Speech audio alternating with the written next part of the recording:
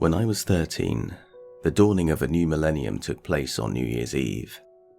While people were fearing the worst with the Y2K bug, or out partying and drinking, I was home alone. In 1996, my parents had split up, and from there, they divorced. And my mother and I moved across the country from Oregon to Tennessee with her best friend. On the eve of the year 2000, I was home alone and my mother was currently out of state. Now this didn't worry me, as it was not my first time. I had often come home to find a note on the kitchen counter saying they had gone to Florida for a few days and that there were groceries in the fridge. Since the divorce, she was regularly leaving me alone for long periods of time to go to Florida. We lived on a relatively quiet road, surrounded by trees and set a few miles out of town, and I knew most of the people, if not by name, then by face, enough to wave and have a small chat with, and had never before been given a reason to be afraid of being alone. On the night in question, I was staying up late watching TV. I remember I was watching the movie His Bodyguard on the USA channel, and had most of the lights on in the house. Not because I was afraid, but because I was 13. I wasn't concerned with electricity bills or saving the environment. I felt completely safe and protected within my little bubble of home. As I was watching the movie, I kept hearing these weird sounds outside, but I remember thinking it was probably the neighbours. Though they weren't extremely close, a couple of them were having a party or people over for the holiday. About halfway into the movie, however, the power in the house suddenly went dead. I sat on the couch for a minute, just sort of in a panic daze, because it was near midnight and pitch black. I remember thinking the power must have gone out and that it would come back on, so I just decided to sit on the couch with my blanket and wait. A few minutes passed by when I heard a noise in the kitchen where the back door is. My heart started racing in my chest because I thought it sounded like the back door being shut. The back door sits just off the dining room, which is connected to the kitchen, which leads directly into the living room where I was currently sitting on the couch. A few seconds passed after I heard the sound, and I was straining my ears to pick up anything that wasn't supposed to be there. Every noise suddenly felt magnified. When footsteps sounded on the floor, I immediately slithered off the couch, onto all fours, crawled around the ottoman, and started as slowly and as quietly as I could to make my way towards the space between the love seat and the couch. I knew I could fit underneath the side table and be completely hidden by the dark and the ottoman from playing hide and go seek in the dark many times with my friends during sleepovers. I was nearly there when the footsteps became more apparent. I knew from the sound of them that whoever it was making their way through the kitchen, now towards the living room. They weren't hurried or anything. It was like they were just moving around in the kitchen. I glanced up from where I was crouched on the floor, and to my horror, there was a dark silhouette standing in the archway between the two rooms. To my credit, I didn't scream, however I did panic. I stood immediately to my feet from my hiding spot and ran down the hallway, and I believe the only reason I wasn't overcome was because the person chasing me had to get around the ottoman in the dark to follow me. I did what all children do when they're afraid, and I bypassed the front door, the guest bedroom, the bathroom, and ran to the furthest door down the hallway, my room. In all honesty, I probably wouldn't have been able to get to the front door, unlock it and open it in time, as it was right off the side of the couch. When I was 10, I got a bird for my birthday. He was a blue-fronted Amazon, and I named him Boo because it was October and close to Halloween. Boo had a large iron cage. It could have been metal, but very large, sturdy, and like 6 feet tall, and it was kept in my room, despite the fact that Boo, like me, pretty much had the run of the house whenever he wanted. This information will become relevant later in this story. As I ran into the room, I slammed the door shut and locked it. However, the lock was simply one of those little turn knobs that you could easily pop with a butter knife. I had barely gotten the door shut and locked when the person on the other side knocked on it.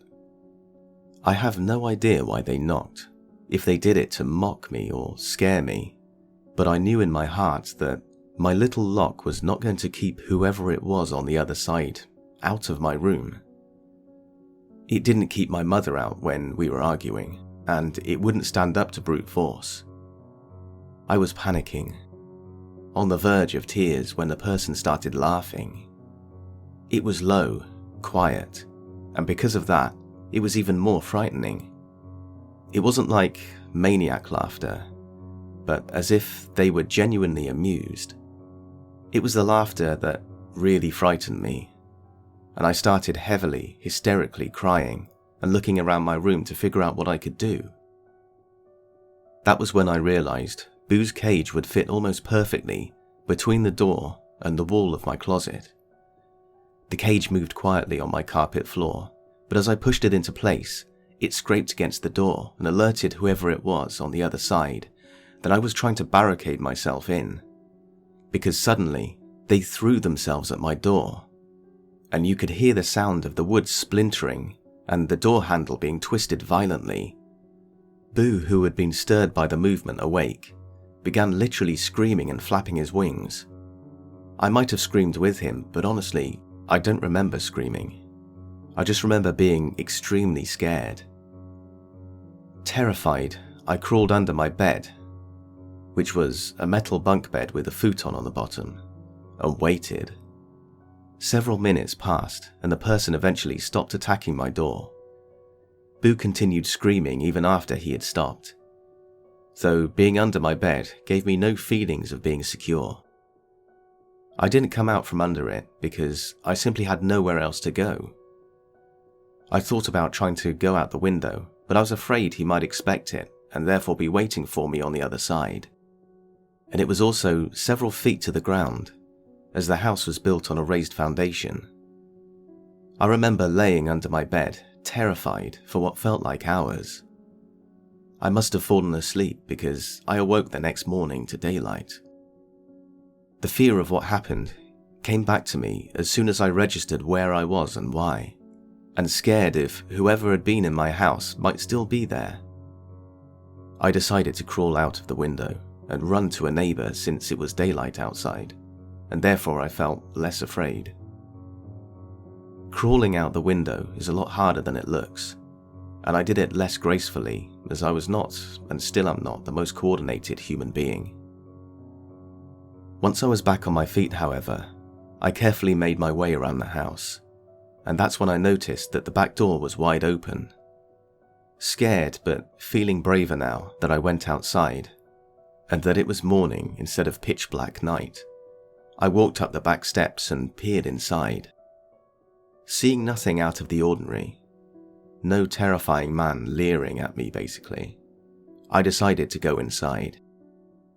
Looking back, I cringe on how stupid this could have turned out, and that I wish I could have told my younger self to make a smarter move and just go get help, but thankfully, no one was inside the house. I did a terrifying, heart-pounding room-to-room check, looking in closets and under beds, behind the couch, anywhere I thought even a small child might be able to fit. I even popped the lock on my mum's bedroom so I could check it, and then re-locked it afterwards. When I was positive there was no one there, I went back to lock the back door. I had left it open in case I needed to escape, and I noticed that the breaker box on the opposite wall was open. The main switch had been pulled. I flipped it back on, locked both locks on the back door, checked all the windows and front door, and then called my mum, where I once again broke down crying hysterically. She called a co-worker who came and stayed the entire day with me as they drove back. Nothing in the house was taken. He didn't even try to get into my mother's room, which was locked. She used to lock it whenever she left the house. No drawers were opened, cabinets gone through, nothing. just me and my door. My mum had to help lift me back into my bedroom window so that I could move Boo's cage out of the corner between my bedroom door and closet. Boo was fine. I actually had to leave him there almost an entire day because my mum's co-worker didn't want to put me back through the window to get him. He had food, but hardly any water left in his cage. Most likely, most of it was spilled when the guy was hitting the door. He didn't seem fazed at all once I let him back out to roam. He liked to chew on the cabinet molding, which drove my mum crazy.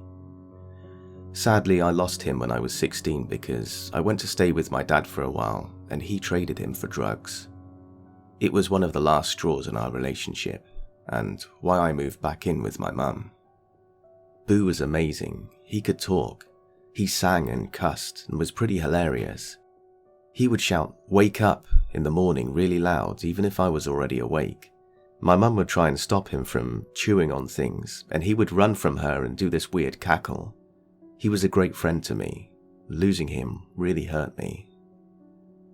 We didn't end up calling the cops, as my mum was afraid that she would get into trouble for leaving me alone for a week, and we never really found out who did it. My mum thought it could have been a weird guy from her work who had taken her home a few times when her car died, who might have been looking for her. She said he was kind of a sleaze, I think that was her wording, and was constantly asking her out despite her multiples of no. We never had another incident at the house, and we moved into town to an apartment a year later. My mum still took random trips to Florida after that, but I always went with her from then on forward. So terrifying, laughing crazy person that broke into my house on New Year's Eve. Please let's never meet again. I sincerely hope no other young girl had to meet you either. I don't know if you were just some drunk visitor or neighbor, but you terrorized me that night. I was afraid of being alone when my mum was working, and to this day, I still get scared when I'm home alone. I overthink what I would do if someone came inside, and where I would hide. When my cats make noise out of nowhere, I immediately investigate for fear that it's someone trying to get in.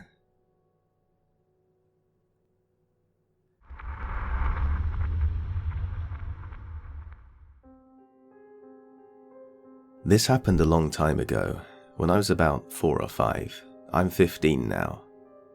Looking back at the situation, I really think I should have seen the red flags about this guy. But since I was really young and stupid, I didn't see anything out of the ordinary. I thought he was just a kind guy. The whole thing happened in the mall, in plain sight in front of hundreds of people. I had gone with my mother shopping, girls' day out, you get the gist. At some point, I get lost in the mall. Typical, everyone has a story like that, right? So far, no red flags at all. I remember seeing a guy with a very southern accent. He was dressed like a junkie, but in my 5-year-old mind, I thought he looked fine. So, since I was a lost 5-year-old girl who didn't know any better, I walked up to him and asked him for directions, if he had seen my mummy, etc. He ignored my questions, and when he saw me, his eyes lit up. He immediately started showering me with compliments. Some of them were even inappropriate to say to a 5-year-old kid. He gave me a pink and black bracelet, and told me how well it looked on me. Of course, I was oblivious to the situation, and ignoring all the red flags. So, at some point, he offers to take me to his fake private jet and fly me to an exotic island to relax and play with the dolphins. Basically made it sound like a child's paradise. All I had to do was get in his car. Of course, since it sounded like a dream come true, I trusted him and almost went in his car with this creep. I kid you not, the exact moment I was about to leave the mall, some dude with a uniform stopped him dead in his tracks and asked him where he was going with a 5-year-old girl. You could easily tell we weren't related. He had a dark skin tone and I was very pale, and add that he was dressed like a junkie. It probably set off an alarm in the uniformed guy's head. The guy responded with his raspy southern accent, "This is just my daughter's kid. I'm taking her home." We were clearly not related, and so the uniform guy asked me where was my mum. I told him she was still in the mall. From that point on, there was some arguing between the two men. I didn't get the most of it, but I ended up with the well-dressed guy, and the junkie cursed him out. We went to the lobby of the mall and found my mum there, telling the worker behind the desk my description. She had clearly picked up by this point that I was gone. It turned out that the guy in the uniform was a security guard at the mall, and had picked up on how wrong the situation was. When my mum saw me with this guy, she picked me up and hugged me. This story is in fact very old, but I recently got reminded of it because one of my friends told me that they were planning on going to Jamaica for a vacation, and the memories just came flooding back. So, security guard who noticed how wrong the situation was, thank you. To the creep that almost kidnapped me, let's never cross paths again.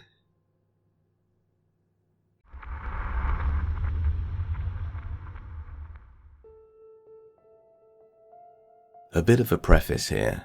I was around 10 or 11 years old when this happened. Old enough to stay home alone, but not old enough to recognize some red flags.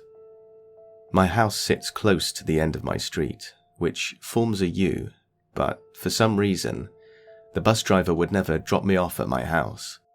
I would always get dropped off at the end of my street, where I would toddle myself back home. Both my parents worked late hours, sometimes not getting home until 8 p.m, and it would be very expensive to hire a babysitter for 4 or 5 hours a day, 5 days a week. So, starting 6th grade, when the bus dropped me off at home, I would be by myself. I'd do the usual middle school routine, play games online and watch TV. Occasionally, my neighbour's cat would come into my backyard, and I would feed and pet her as a way to get outside. The only computer in the house was in my dad's workroom, which has a window overlooking the deck, and a window overlooking the side of the house. We have large bay windows in the living room, dining room, and kitchen of my house. And since we sit on a hill, you can pretty much see the entire backyard from a nice vantage point. So most days when I got home, I'd toss off my backpack and go right to that room, and you could see me walk from my front door and pop up by the computer from outside. Unfortunately, this would lead to something that I had forgotten about up until now. When I got off the bus, I did as expected, go into my dad's workroom and play computer games. About 30 minutes into this, I could hear faint meowing coming from outside the window. I paused the game and look outside, thinking maybe my neighbour's cat had wandered over. Nothing. I just sat back down and resumed playing, only to hear the meowing again. It was quiet but noticeable. And so I checked the other window. Nothing again. This routine happened for a good 10 minutes, and eventually I got frustrated and went into the living room to watch TV. Not even 2 minutes later, meowing from the window I was sitting right beside. Now I was confused and a little creeped out, so I shut the blinds and kept trying to watch TV. The meowing continued, but only when they came from the window right behind me did I jump and leave the living room, officially skeeved. I went into my bedroom, where the blinds were down but still cracked for some sunlight. I tried to read a book, only to hear the meow come from outside my bedroom window.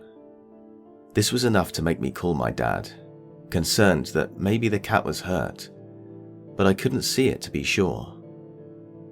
He said he would have the neighbour come check it out and call me back later. 10 minutes go by, and I get a call from my dad saying he was coming home from work. Nothing urgent in his voice, just that his job had gotten cancelled and he could come home early. I thought nothing of it, and when he got home, I realised the cat noises had stopped. Fast forward to the present, and I asked my dad about the strange incident, thinking it was funny that a cat had followed me around.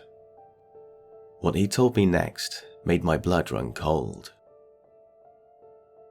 After I called him, my neighbour did indeed come round to check on the house. What he found were large footprints leading in circles all around the house, clustered close to the walls, so that even if I looked outside, I wouldn't see anything. Someone had been stalking me through my house, seeing where I was through the windows, and making cat noises to try and get me to come outside. They must have known that I was home alone, since it was easy to see me walk by myself down the street and let myself in. My neighbour immediately called my dad and searched the property, but found no one. The police weren't called, since there was nothing but footprints that led off into the woods and got lost. And I never saw anyone. My dad stayed home with me for the rest of the week. It sickens me to know that there are people who would use these tactics to try and lure kids out of their homes, and from there, do whatever they wanted to them.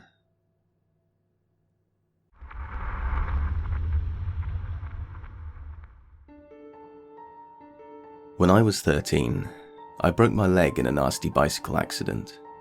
I ended up in a plaster cast from my hip to my ankle for 8 weeks.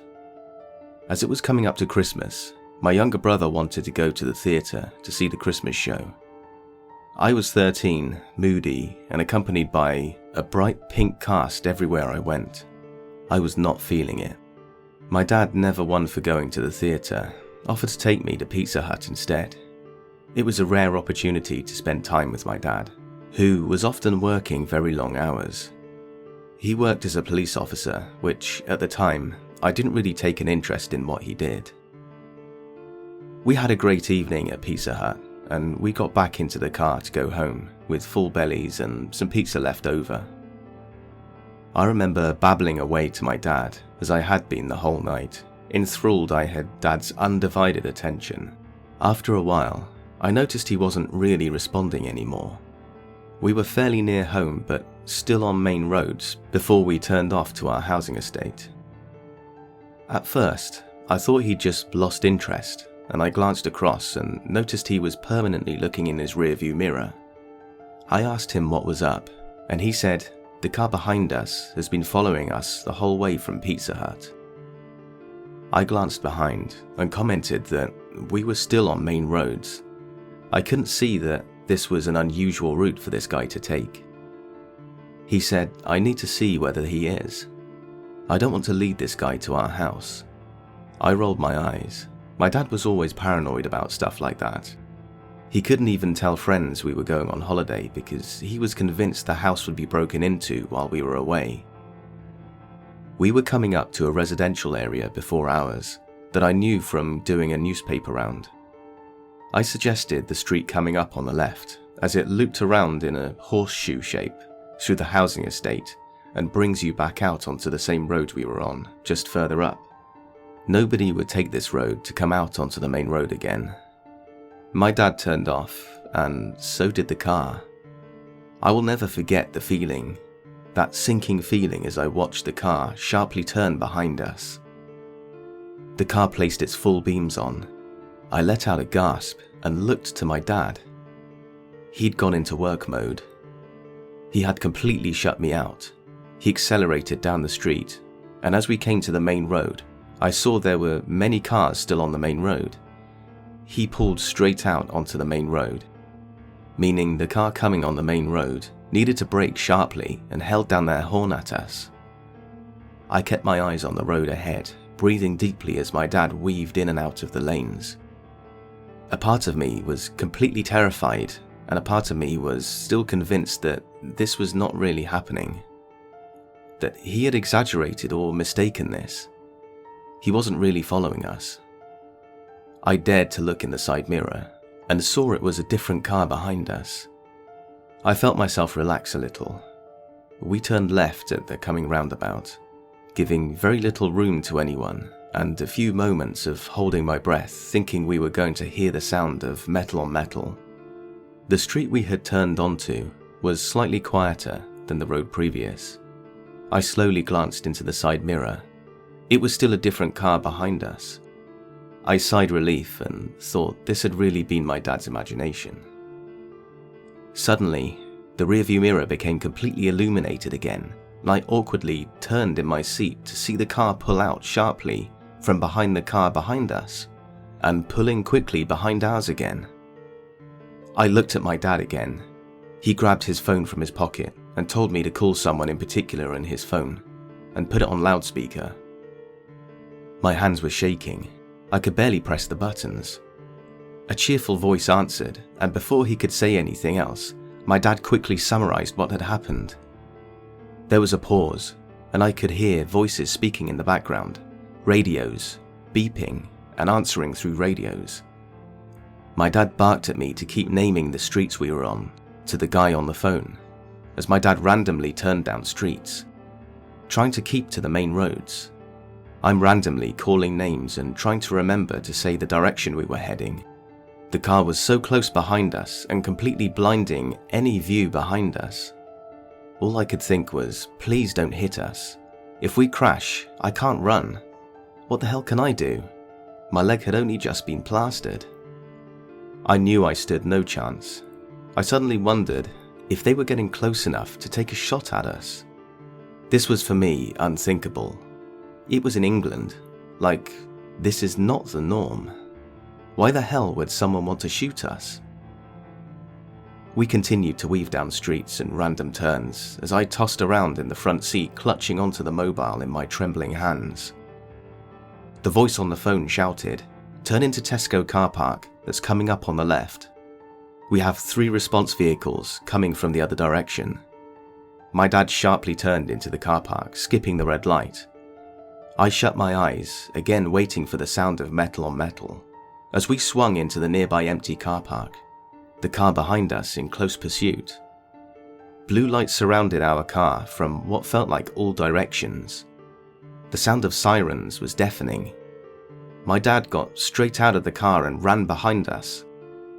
I screamed, still thinking someone could have had a gun, and tried to look over my shoulder to see when my door was swung open, and a police officer was crouching into the car to help me get out. My arms were completely jelly. I couldn't even use the crutches to help me stand. Another police officer came, and between them they helped me, and I hopped to the back of the police car. They were kind and tried to distract me as I was trying to see what was going on and where my dad was. I couldn't really see from my angle, and I also couldn't turn properly due to my leg. They did their best to reassure me, and one had clearly just been through the nearby McDonald's drive-thru and offered me his tea. I just sobbed, begging them to tell me what was going on. My dad, after some time, came over to the car and told them to take me home. He had checked and my mum was back home with my brother. As the police car turned around in the car park back towards the entrance, we could see the police surrounding the vehicle, and 3 men in what looked to be their late 20s were handcuffed, leaning over against the car, whilst a sniffer dog and 2 police officers were taking things out of the car, one of which was a baseball bat. When my dad got home later that night, I asked him what it was about. Who the hell were those men, and why were they following us? He was very reluctant to tell me anything. He did admit it was because of him they were following us. He explained that he was in a drugs team that dealt with, how I understand this as an adult, the interception of large shipments of drugs that were being transferred across the country, and sometimes people lost a lot of money when they were caught. I just stared at him. I had no idea what to say. He just shrugged and said, "Sometimes people get upset about that. Dear the drug lords who my father took your drugs or money from, I'd rather not meet."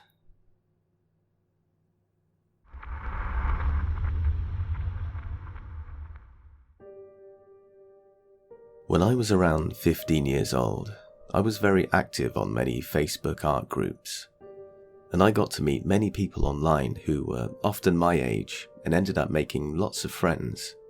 They were never from my city though, not even my own country, so when I finally found someone from my city, I got kind of excited. This dude told me he was my age. Spoilers, he wasn't. He was like 18 at this point. And like the dumb kid I was, I believed him.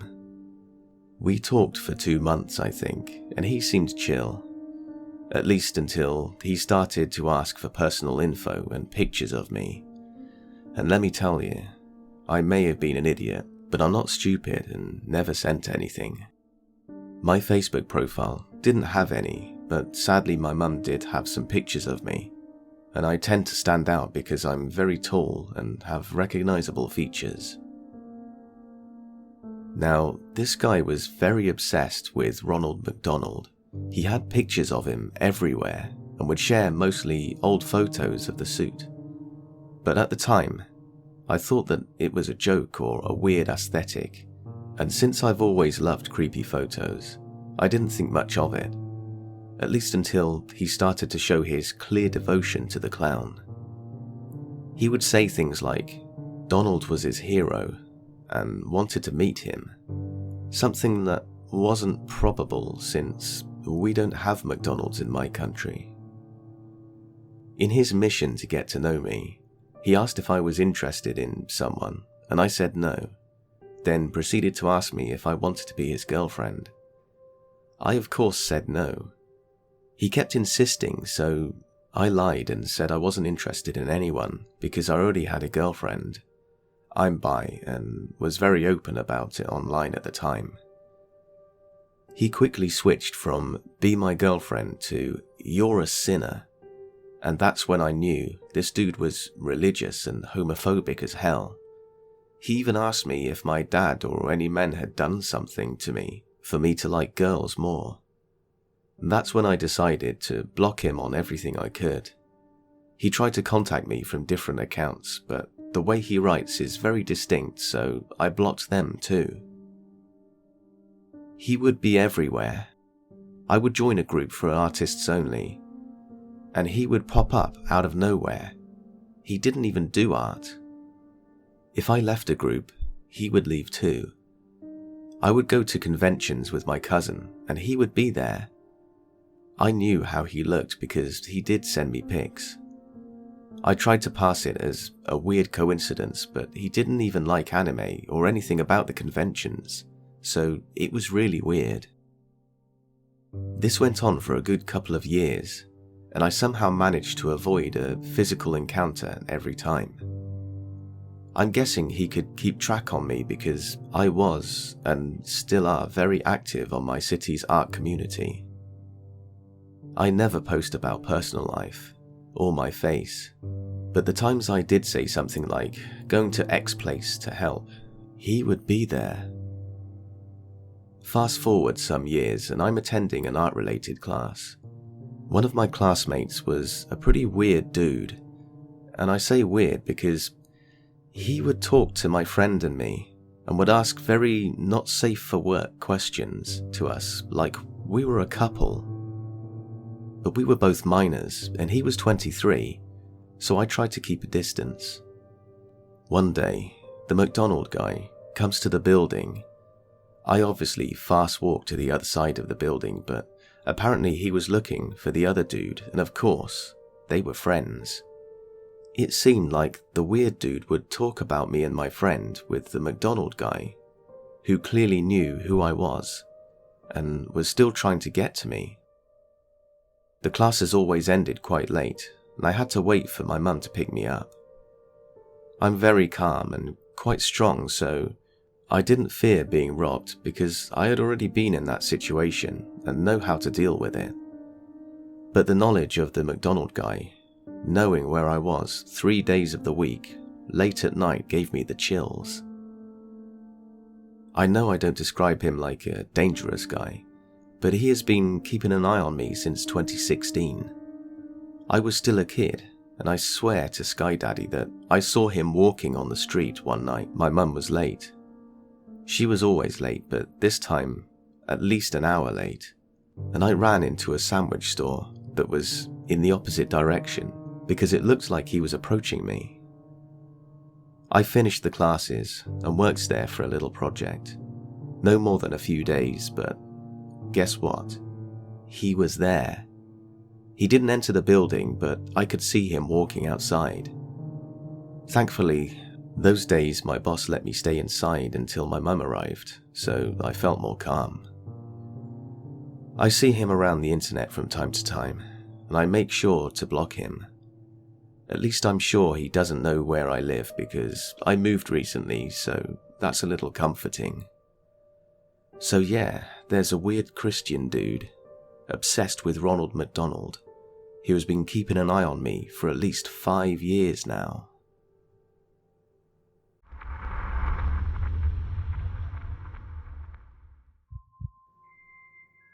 This took place around 2 years ago.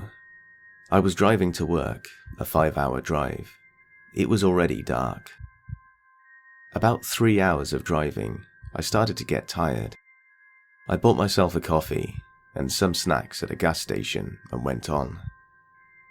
But snacks and coffee can only keep you awake for so long, and I started to feel tired again. This part of the road was nothing but thick, dark pinewood forest around me. No other cars on the road, nothing, only insects smashing my windshield now and then, and empty road. I was now extremely tired, and at this point, I nearly drove off the road for almost falling asleep. I have to sleep now. I can't wait for a gas station. I needed to stop as soon as I could see a place where I can park my car. Anything. When I'm tired, I fall asleep really fast. If I'm tired enough, I can fall asleep in the middle of a sentence when I'm talking. So it's a bit urgent for me to find a place where I can stop. It felt like an hour, but probably just 5 minutes go by when I spot this little pocket in the road. It's like a parking space for quick stops, like peeing, switching drivers or stuff like that. Not even a real resting area. I stopped here, turning down my window to check if I hear any weird noises. Total silence. I turn up the windows again. Nothing bad is going to happen. I haven't seen a car for like 30 minutes. This road is empty. If someone's going to check my car, it would be the cops checking on me if I'm alright. I leave my keys in the ignition, and I lock the doors just to be safe. I adjust my seat a bit to make it more comfortable to sleep in, and I take off my shoes and put them on the passenger seat on the right. It's so nice to close my eyes, and I instantly fall asleep. I don't know why, but something wakes me up. I can't really see anything. Some kind of bright light hits me in the eyes. First I thought it was a flashlight, but then I realize it's the high beams from another car in my rearview mirror that's blinding me. I look in my left mirror, and I see a dude walking up beside my car. Maybe he wants help with something. Should I make it clear to him that I'm in here? He is right beside my left back door. I wonder if I should step out and ask what he's doing. But I didn't have to. The dude proceeds to jerk and pull on my left back door. I almost crapped myself when I realized he's trying to force his way into my car. The seat is adjusted for me to lie down, and I pushed it back as far as it would go, so I can't reach the pedals, which makes it impossible for me to drive away. I slam the car horn, and it breaks the silence with a roar, and the dude jumps. That gives me like 2 seconds to push my seat forward to reach the pedals, but it's still way out of adjustment, so I'm kind of pulling myself to the steering wheel because my seat is laying flat and isn't supporting my back. Anyway, I start my car and drive off with a cloud of smoke from my screeching tires. It's hard driving a car with nothing holding up your upper body, but I managed. As I leave, I look in the rear mirror, and I can see how the dude's just standing there and looking at me. And I can see 2 more guys coming up beside him. From what I can see in the silhouette of their beams, One of them has something in his hand, like a wrench or crowbar. I drove super fast, way over the speed limit. My whole body was trembling with adrenaline and fear. I drove like that for like 30 minutes. Then I stopped at a gas station to fix my seat and put my shoes on again. I figured out that I was only sleeping for like 10 minutes. Well, I didn't have to sleep until I got to my destination, which is surrounded by heavy-duty fencing, and the building has an alarm. I told my boss the next day, and he said they actually have problems with what they call in Sweden road pirates, criminals that force you to stop on the road and rob you of everything, including your car, in that specific area. If it was just 3 nice dudes wanting to check if I was okay, then why didn't they just knock on my window?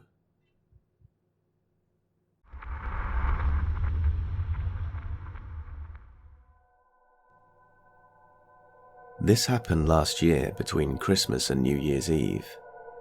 I'm from the French Caribbean, so it's not unusual to scuba dive during Christmas holidays. My family and I'm a 25-year-old female, booked a few dives. They're all really good scuba divers, better than me. They passed a few scuba diving lessons that allow them to participate in way more technical dives than I'm allowed to do.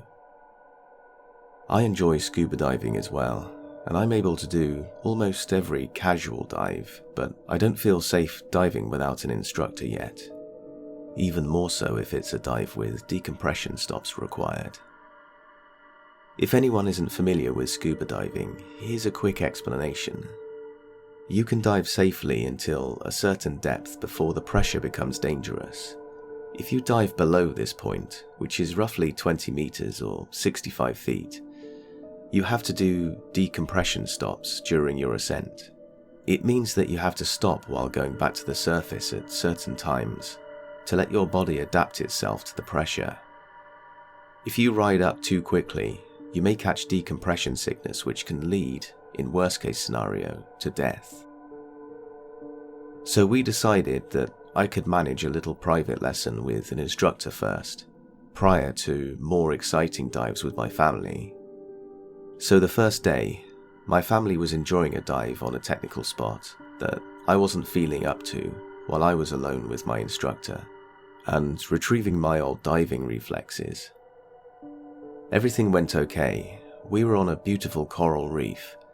There were many beginners on the boat, and I was by far the more experienced here. So finally my instructor decided that he could manage me with another student, which was truly a beginner. And after a small briefing, with all the safety rules and hand signs, which is the only way to communicate underwater, we began our descent. I quickly retrieved my old reflexes and was enjoying myself, going back and forth to the instructor and the beginner diver during at least 20 minutes. Everything was perfect beside one thing. It was a windy day, and there was a heavy swell. It's less of a problem underwater than it is for surface swimmers. The only thing was, it requires more physical effort to swim, so my air bottles were emptying a little quicker than usual, which is normal. I signed to my instructor that I was running thin on air, and he nodded. It was at a level far from being critical. It was at this moment that I saw a young man swimming towards me. It wasn't the instructor, nor his student. I've never seen him before. But he was in full scuba diving gear, and we were the only dive boat on the spot, so I assumed he was with us, and I just didn't pay attention to him on the boat. He was swimming fast towards me, and then signed me that he was out of air. When an air failure happens in scuba diving, there is a very strict procedure. You have to help the person, no questions asked, because every second is vital. If you faint underwater, you drown. On your gear, you have 2 breathing devices, a regulator, an octopus. I'm not sure what the English word is. Essentially, the main device and a spare device. So I handed the guy my spare breathing device, which means that we both were breathing on my gear, consuming twice as much air as I was consuming alone. I waited until the guy seemed to calm down and tried to hand sign him to go see my instructor. He shook his head no and signed me to start our ascent. I understand this is the procedure. I was a little low on air and above the decompression stop level, so the right thing to do was go up to the surface before having an air failure, but I'd have to tell my instructor first. The guy was very reluctant, and it was strange because it would have taken us like 30 seconds to tell the instructor, and he would have to start an ascent with us. During this time, I was panicked, seeing my own air level go down, and I saw that our instructor was staring at us quizzically and swimming towards us. It was at this moment that the guy let go of my spare air device and started swimming away, breathing again on his own breathing device. I was totally lost and started my ascent with my instructor. Once at the surface, because of the tides, I was feeling dizzy and nauseous, so my bizarre encounter wasn't the first thing that I debriefed. It was after I calmed down and the boat was driving us towards the beach, without the strange guy, that I asked my instructor what happened. "Oh, I don't know. Maybe a guy who lost his group and needed some time to calm down." I said, "Okay, but why did he tell me he was out of air?"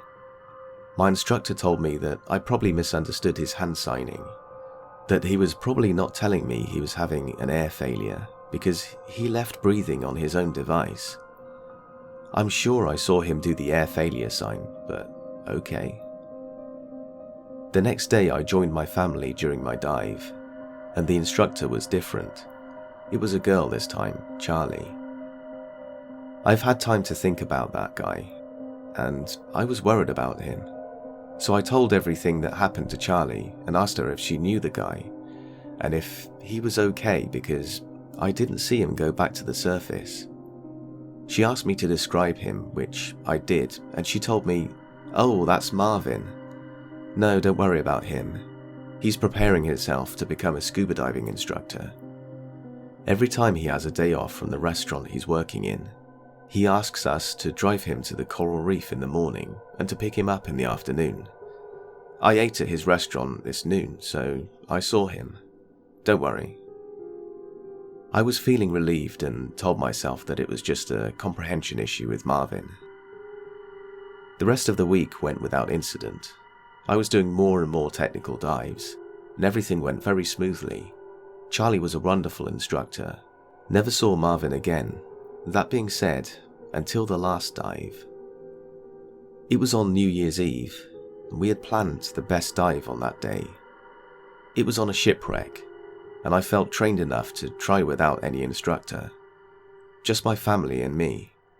It was Charlie's day off. It was fairly deep for a beginner like me, 30 meters at its down point, around 98 feet.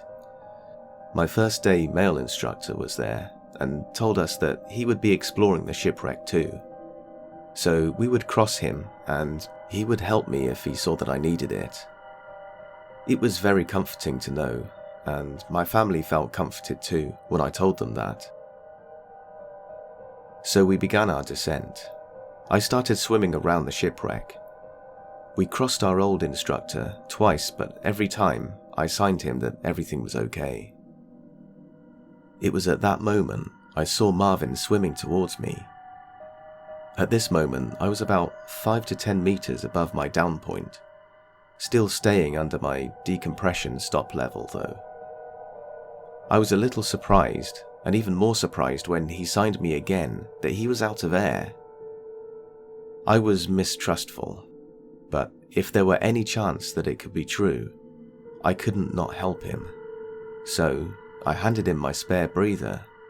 This time, I had a lot of air left, so it wasn't a problem. He took it and started breathing in it, and took my arm. I reached to see his air level instruments, but he prevented me from seeing it. Then he signed me to start an ascent with him. I immediately signed no. I wasn't at my deepest when he reached me, but I have been deeper during this time, and I have a decompression stop to do. I saw that my father saw us, but he quickly looked away, probably not understanding what was going on. I tapped at my diving computer, which is a device that calculates when and how long to decompress, to signify to him. He shrugged, smiled at me, and started swimming up, still holding me. I was paralyzed for a few seconds, and the thing that helped me react was that my diving computer was telling me to stop and decompress now. I then understood that I was in danger, that if I let him do what he wanted, I would die from the bends. I then started screaming, only to remember that no noise can be heard underwater. I started wriggling frantically as I saw my father and sister way below me. My diving computer alerted me more and more intensely. At that moment, my father saw us, and he reacted. He swam very quickly towards us, and I managed to hit the guy as my dad grabbed my ankle and suddenly dragged me deeper.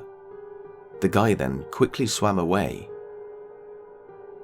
My dad dragged me deeper again, and then we waited for a very long decompression stop to ensure that I would be okay, and then started heading towards the surface very slowly and cautiously. On the surface, I started crying frantically and went back to the boat.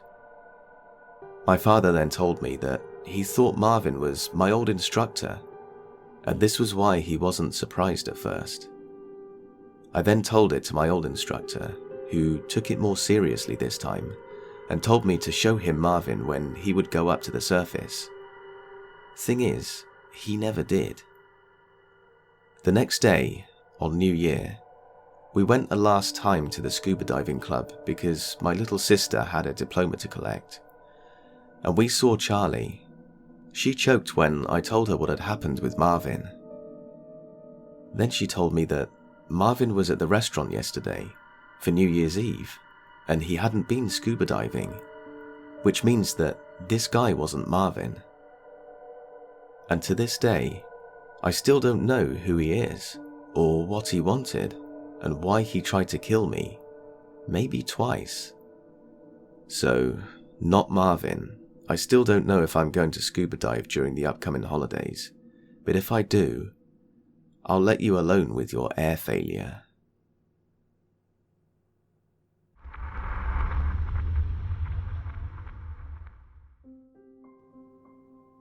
Before I start telling the story, I have to say that this happens over 3.5 years, when I was between the ages of 15 and 18. I grew up in a pretty good-sized town. The town was about 45 minutes to an hour from the second biggest city in the state, which is known for 3 rivers and many bridges. I have 2 older brothers, which means I'm obviously the youngest of 3 boys. Our mother was the general manager of my grandpa's golf course. By no means were we well off in any way, but we were far from poor. And our father was in the state police, a lieutenant at the time of everything happening. Cop Dad was hard on us when needed, but we all 3 learned to always be respectful, no matter what, unless extreme situations called for not being so. I will say that due to a very dark history, I've never had a close relationship at all with my brothers or parents. Even with all of that, I'll admit that this made my dad and I be slightly close, even for very short periods, and that we only had one thing in common, that we'd each protect the ones we love at all costs, even if it meant our lives. Him with my mum and family, and me with my girlfriend, nieces and nephew. When I was 15, I went to the downtown area getting food and ice cream with friends at a place about 1/2 mile from the high school football stadium. Being that we were only 15 years old, going into our 10th grade year of high school and almost 16, we all rode our bikes to meet up. My hometown was split up into 6 wards. The restaurant was 1 to 2 miles away. I lived in First Ward. When we came back outside to leave to do something else, I realized that my bike was missing. As soon as the group and I checked the immediate area, I called my dad knowing that he was home from work, and he flew down to where I was. We all figured he'd be pissed at us, which he wasn't at all. All of my friends got on their bikes to go off in different directions towards their own homes to look for the bike. As my dad and I were driving towards the part of town we lived in, we saw a group of 3, 2 males, 1 female, walking down a side street towards the street we were on, about 1.5 miles from the restaurant. The group was pushing my bike as they walked, causing me to snap to attention and say loudly, "They have my bike." My dad stopped immediately and put the car into park in the street. We jumped out, and I laughed inside due to seeing my dad go from usual to cop dad. Well, he had the girl and 1 guy stand at the wall with their faces touching it, and he slammed the guy with the bike to the ground. I grabbed the bike and put it in the bed of the truck. Since it was only 2 of us against 3, my dad told me to get in the truck so they don't see your face. I said screw that, and it wasn't until years later that I came to regret that. The cops came and arrested all 3 of them. Fast forward 2.5 years later, I was 18 years old and home from my freshman year of college, which was spent at a military college across the state from home, which stuff I learned during my time at the school would help me out. I was out jogging around 6 p.m. one night, on the sidewalk next to the road, when a car flew past me, sat at the stop sign until I passed them. Luckily, I was close to home and memorized the car details, or as much as I could. The vehicle drove and went a lot slower, and I walked into the house when they were passing. I didn't think anything wrong with the situation, other than someone driving fast and slowing down upon realizing someone was jogging. Fast forward 1 week, and I had just finished up another jog. Walked into the house through the front door, which leads right into the kitchen, which has a big window that looks out to the driveway, front yard, the street and stop sign. As soon as I walked to the sink by the window to splash some cold water on my face, I heard a loud boom from outside, something like an M80 exploding, then 1 second of silence, then 3 loud booms in quick succession, which, thanks to being a hunter, I knew was gunfire. I dropped down, crawled to the floor, grabbed the baseball bat my brothers and I used before, and ran out of the door, even though I knew a bat had 0 chance of winning against a firearm. But I was hoping that I'd surprise them. When I got outside, they were driving away and I recognized the vehicle from a week earlier that sat at the stop sign when I was out jogging. Thankfully, no one was at home at the time, since who knows where they'd be standing or what would happen. After the police came and I had given my statement, we waited. Since the town was big for a town, it was also small enough that a lot of people knew everyone. The town's police and my brothers all joked with me, asking things like, "Did you try being a hero when no one was around?" Or would ask if I was crazy due to running outside towards gunfire without a gun.